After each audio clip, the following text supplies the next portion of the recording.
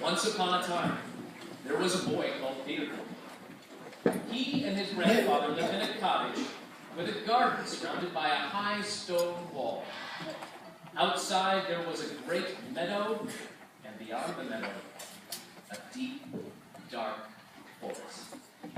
Early one morning, Peter opened the gate and went out into the big green meadow.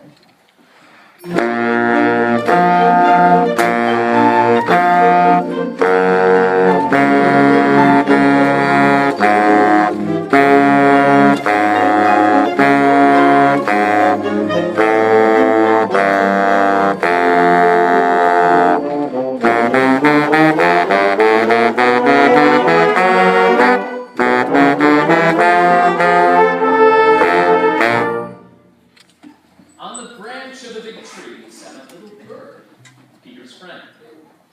All is quiet, chirped the bird gave.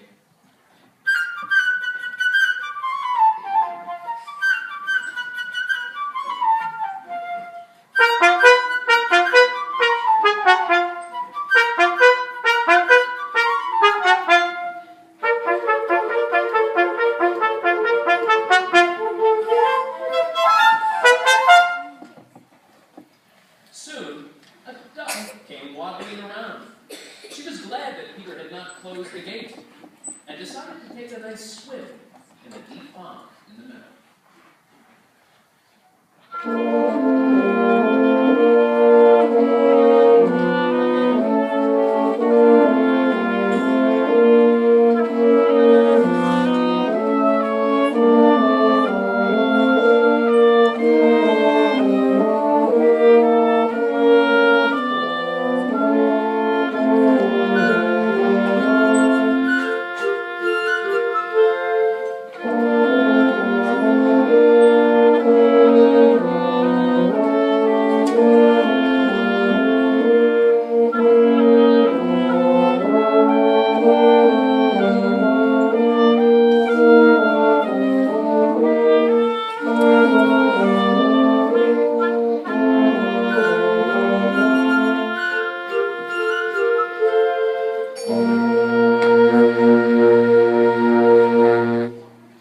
Seeing the duck, the little bird flew down on the grass, settled next to the duck, and shrugged his shoulders. "What kind of a bird are you? You can't fly," said the bird. To this, the duck replied, "What kind of a bird are you if you can't swim?"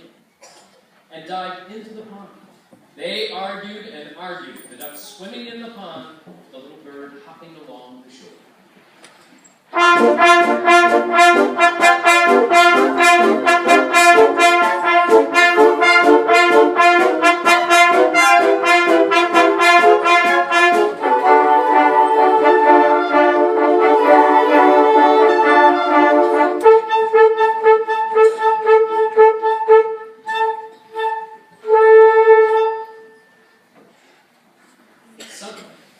Something caught Peter's attention.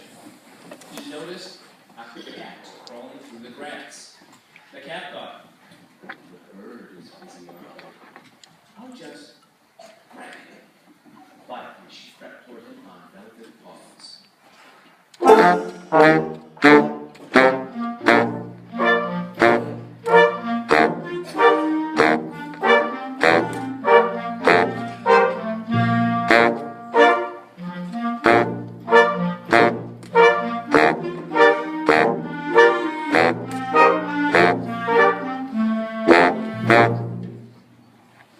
"Look out!" shouted Peter, and the bird flew immediately up into the tree, while the duck whacked angrily at the cat from the middle of the pond.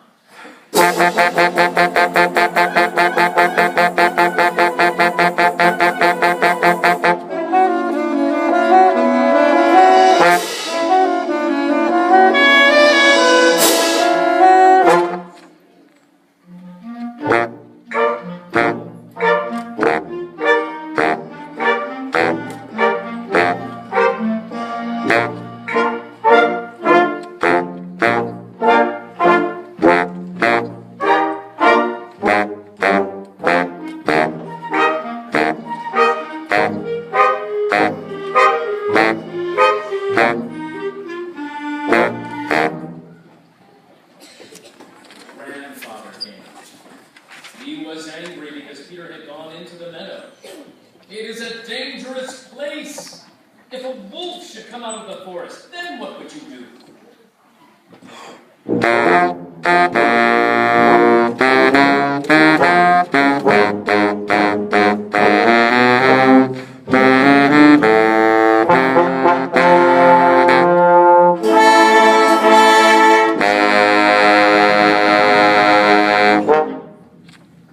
Peter paid no attention to his grandfather's words. Boys like Peter are not afraid of wolves. But grandfather took Peter by the hand, led him home, and locked the gate. No sooner had Peter and his grandfather gone than a big, gray wolf came out of the forest.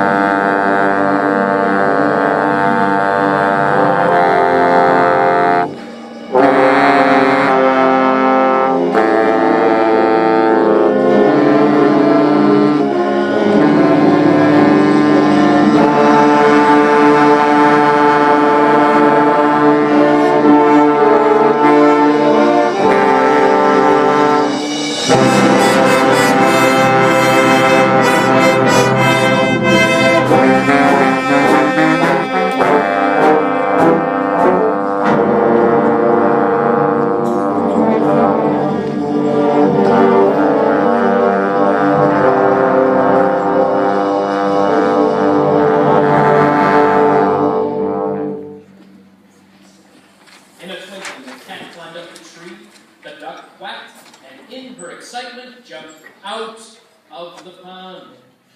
No matter how much the duck tried to run, she couldn't escape the wolf. He kept getting nearer and nearer until he got her, and with one gulp swallowed her.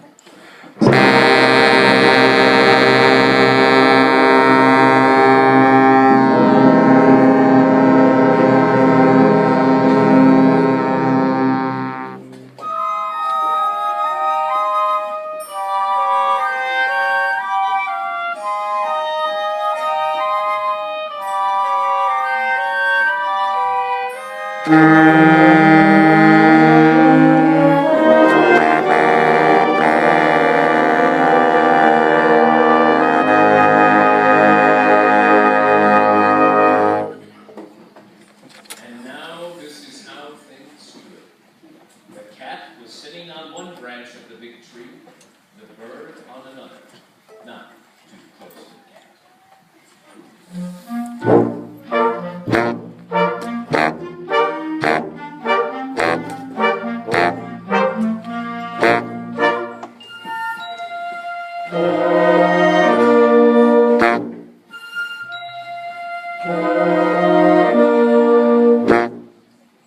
While the wolf walked round and round the tree, looking at them with greedy eyes.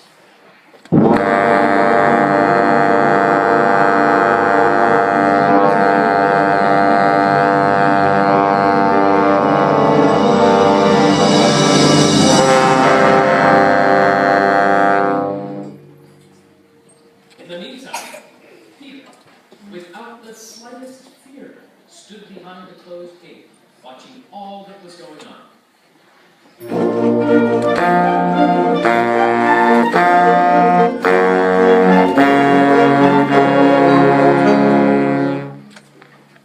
Peter ran home, got a strong rope, and climbed up the stone wall. One of the branches of the tree around which the wolf was walking stretched out over the wall. Grabbing hold of the branch, Peter climbed over onto the tree. Peter said to the bird, "Fly down and circle round the wolf's head, only take care he doesn't catch you." The bird almost touched the wolf's head with his wings, while the wolf snapped angrily at him from this side and that. How the bird did worry the wolf! How the wolf wanted to catch him. But the bird was too clever, and the wolf simply couldn't do anything about it. Meanwhile, Peter made a lasso and, carefully letting it down, caught the wolf by the tail and pulled with all his might.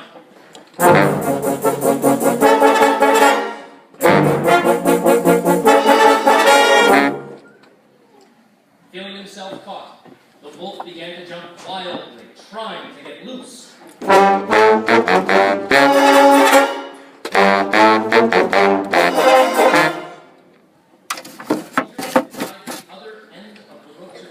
So the wolf's jumping only made the rope around his tail tighter.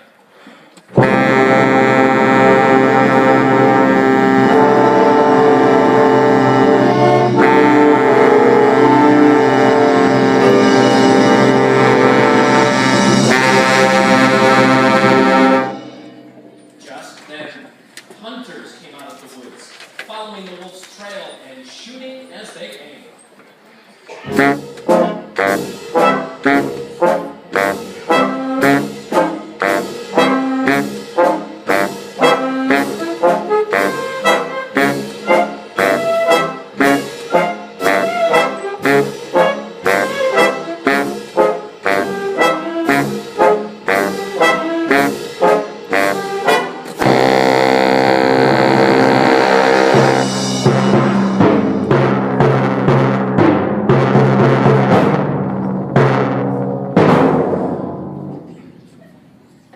But Peter, sitting in the tree, shouted, "Don't shoot! The bird and I have caught the wolf. Now help us take him to the zoo." And now, imagine the triumphant procession. Peter at the head, after him the hunters leading the wolf, and winding up the procession, grandfather and the cat. Above them flew the bird, chirping merrily, "My, what brave fellows are we, Peter and I, look at what we've caught."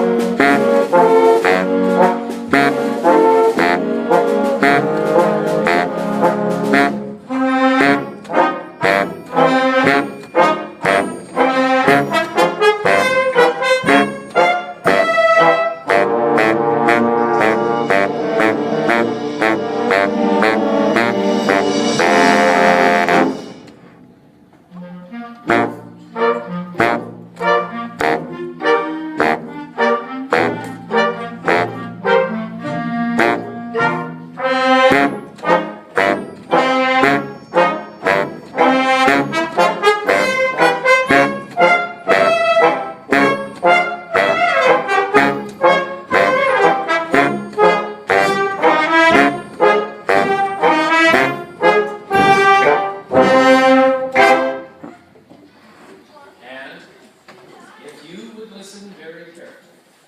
You can hear the duck quacking inside the wolf, because in his haste, the wolf had swallowed her alive.